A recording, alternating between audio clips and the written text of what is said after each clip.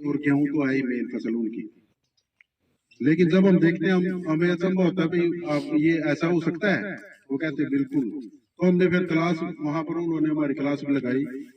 Doctor जो वहां पर साइंटिस्ट है उन्होंने, डॉक्टर हरिओम जी है, उसमें जो आचार्य देवर जी हैं जो लगातार 30 साल गुरुकुल के प्रिंसिपल रहे हैं, जो कुरुक्षेत्र गुरुकुल है ना हमारे गांव के बच्चे पढ़े उसमें काफी, तो उसके जो प्रिंसिपल रहे हैं 30 साल, जब उन्होंने देखा कामयाब है तो उन्होंने इसको पूरे 180 एकड़ में करना शुरू कर दिया।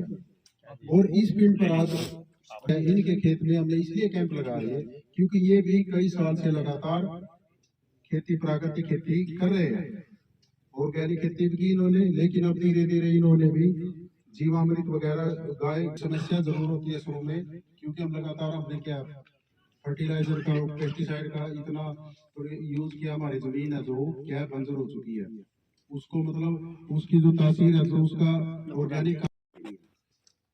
इसमें एक जिक्र भी आता है, लोग करते भी हैं भाई, अगर हमने खाद और दवाई बंद कर दी तो देश में अनाज की कमी हो जाएगी।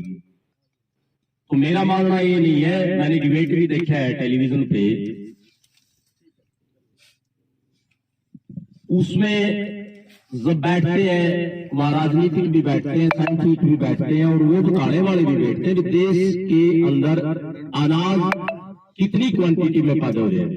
आज हमारे देश के अंदर मुश्किल हो गया। जी डॉक्टर साहब, आज सालवन गांव में किसान गोष्ठी का आयोजन किया गया था, तो किस विषय को लेकर के किया गया था?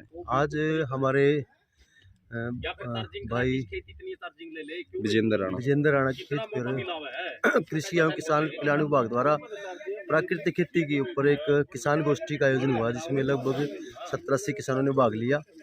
और किसानों को प्राकृतिक खेती के क्या फायदे हैं, क्यों करनी चाहिए, इसका तरीका क्या है, इसके बारे में सारा विस्तार पूर्वक जानकारी दी गई। और जो किसान इसको करता है उसके लिए सरकार क्या दे रही है, उसके बारे में सब किसानों को बताया गया। और प्राकृतिक खेती करने से क्या होगा, एक तो किसान की जो ज़मीन की जो तासीर है वो बढ़िया हो जाएगी, दूसरा खेत की जो ज़मीन की जो ऑर्गेनिक मैटर है वो बढ़ेगा इसके करने से।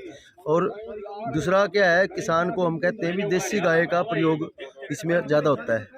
देसी गाय रखेगा किसान, एक तो देसी गाय बचेगी, दूसरा हमारी देसी गाय का महत्व तो बढ़ेगा, और गाय के जो गोबर है, गाय का जो गोमूत्र है, उसकी महत्ता का पता चलेगा भी खेत के अंदर इसकी कितनी उपयोगिता है और कैसे ये काम करता है।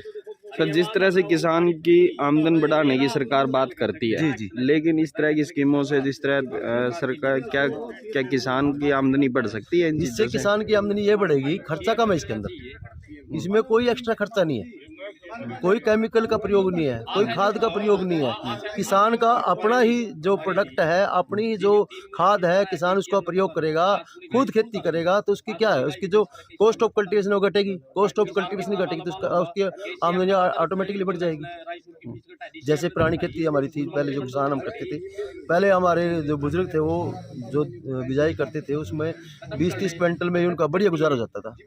लेकिन अब 90-90 मन 100 मन दान होने के बाद भी किसान का जो इनकम सोर्स है वो घटता जा रहा है।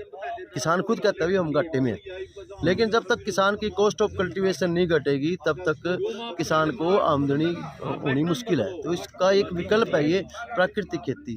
प्राकृतिक खेती करेगा, उसका प्रोडक्ट महंगा बिकेगा मार्केट के अंदर, उसको एक्स्ट्रा इनकम होगी। क्या अपील करना चाहोगे आप? हम किसानों से अपील करना चाहेंगे प्राकृतिक खेती पे किसान आए, 1 किला 2 किला कम से कम। आप तो खुद तो जहर मत खाओ, जहर से बचो। आप स्वस्थ रहेंगे तो आपकी खेती बचेगी, आप बीमार हो जाएंगे, आपकी खेती कौन संभालेगा?